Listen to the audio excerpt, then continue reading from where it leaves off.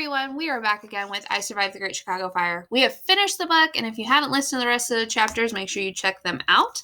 The ending of the book always ends with some interesting information that Lauren Tarish, the author of this lovely series, she always has to do a lot of research because she writes historical fiction meaning the story's fake, but the events are real. And so she does a lot of research. She dives into museums and talks to people and reads a bunch of different books on the subject that she is writing about so she can learn about it. And she wants to share that with all of you.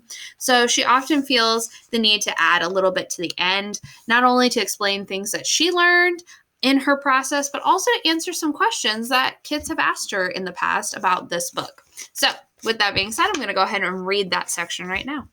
So the first section is called Walking in Oscar's Footsteps.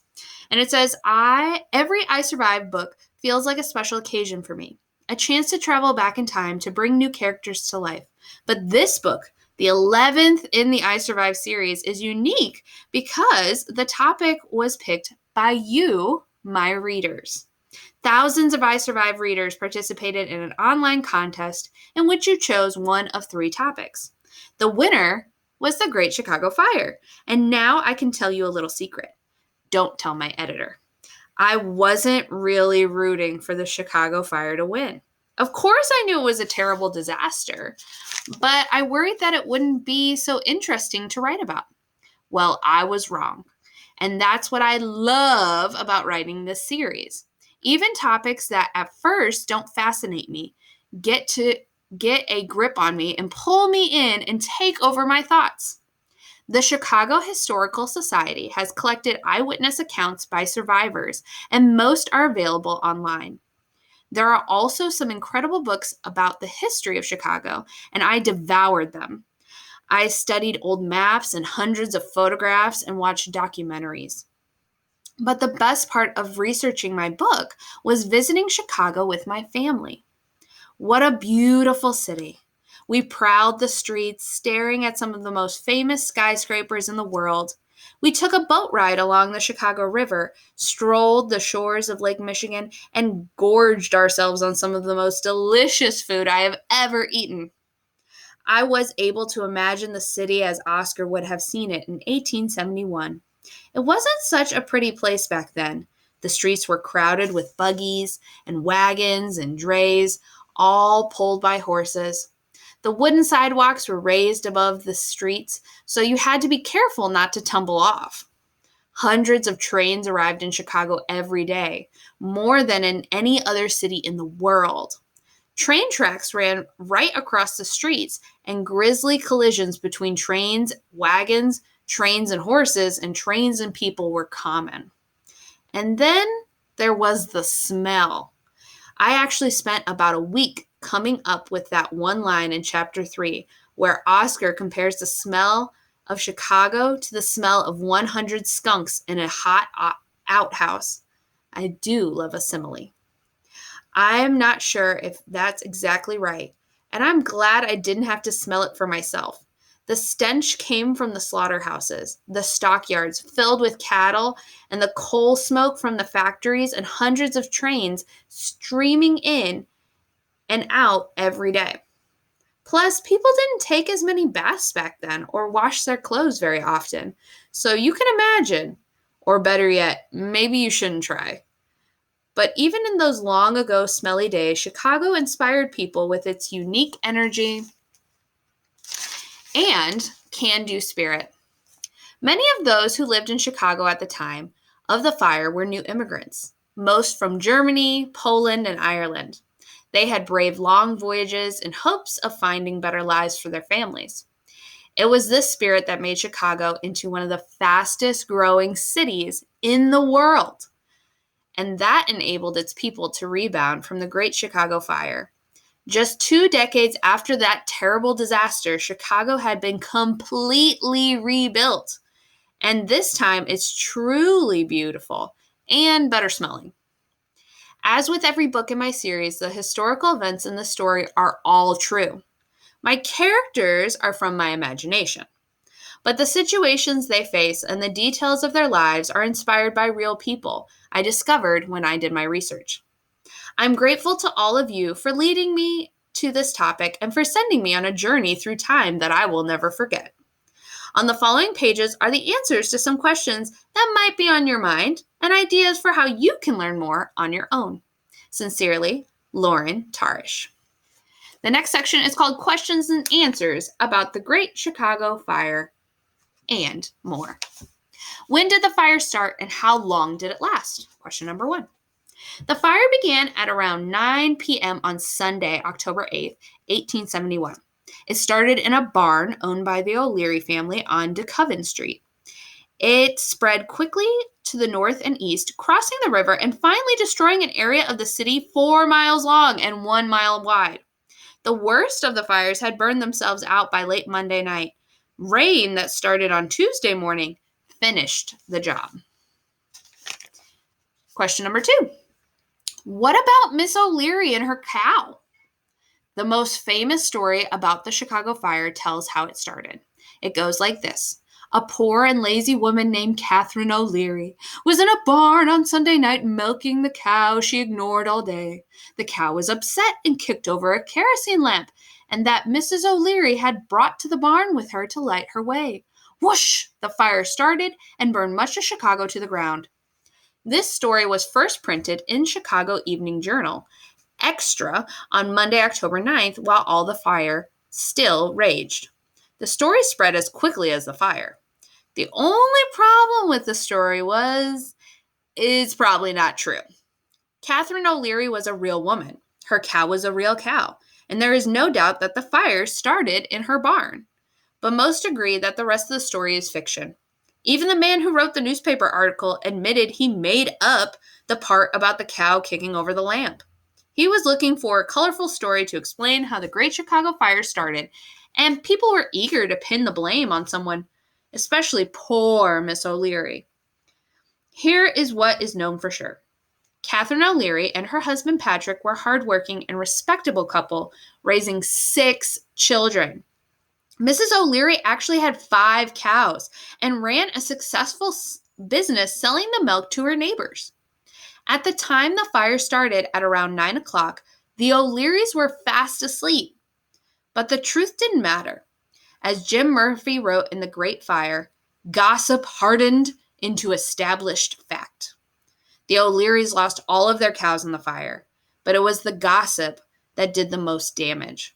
According to her children, Mrs. O'Leary never recovered from the hurt and shame of being unfairly blamed for the most famous fire in U.S. history. That's sad. All right, question number 3. Who is to blame for starting the fire? Over the years, people have suggested other theories about the cause of the fire. Some blame people who were renting the small cottage near the O'Leary's house. There were reports that they hosted a party and that the guests drifted into the barn and sparked the fire with their pipes or cigars. Others blame a man named Daniel Pegleg Sullivan, claiming that he might have sneaked into the barn to steal some milk. But there is no evidence backing up these theories. The real causes are probably less interesting. The main culprit was the drought that had gripped the entire Midwest for more than a year before the fire. In Chicago, only 1 inch of rain had fallen since July. The entire city was bone dry. Another cause, and probably more important, was the careless way the city had been built, which is especially flammable. Most of the buildings were made out of wood, mostly pine. Even most of the fireproof buildings were often made out of wood with thin layers of brick or marble on top and highly flammable tar shingles covering their roofs. The city's miles of sidewalks were made out of wood, as were many roads. In some neighborhoods, wooden houses, shacks, and barns were all crammed together. Did people know this was dangerous? Yes. Fires were common in cities back then, but in the fastest growing city on Earth, these worries were pushed aside. They probably shouldn't have been. All right, question number 4. Why didn't the fire department try harder to put the fires out? Chicago really did have one of the best fire departments in the country, with 185 firefighters and 17 horse-drawn steam engines. These engines, powered by coal, were used to pump water through hoses. Just the night before, the fire department had battled an enormous blaze not far from the O'Learys. It took nearly every fireman in the city to fight that fire, which destroyed dozens of buildings. But in the end, the firemen succeeded in putting it out before it spread further. It was these same exhausted, scorched firemen who were called to fight the fire that broke out at the O'Leary's barn. 7 fire companies rushed out, but a series of errors sent them to the wrong neighborhood. By the time they arrived at the scene, the blaze was out of control and was spraying embers and sparks into the sky. An unusual strong wind was blowing that night, and it carried those sparks far and wide, igniting fires and then spreading the flames. So it really wasn't their fault. They tried. They just got to the wrong place at the wrong time, and then it was out of control. All right, question number 5. How many people died? Estimates hover around 300. At the time, about 334,000 people lived in Chicago. So the vast majority of these residents did manage to escape. Many of those who died were trapped by the fire. Others died crossing bridges that collapsed into the Chicago River.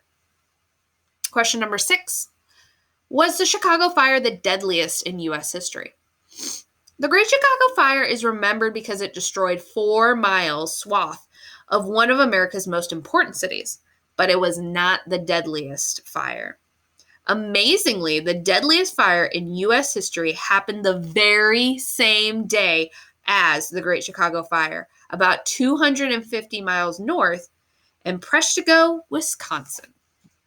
Prestego is a logging town, and the workers often set small fires in the surrounding forest to burn away brush and stumps. But on October 8th, those same prairie winds that hit Chicago were blowing in Prestego.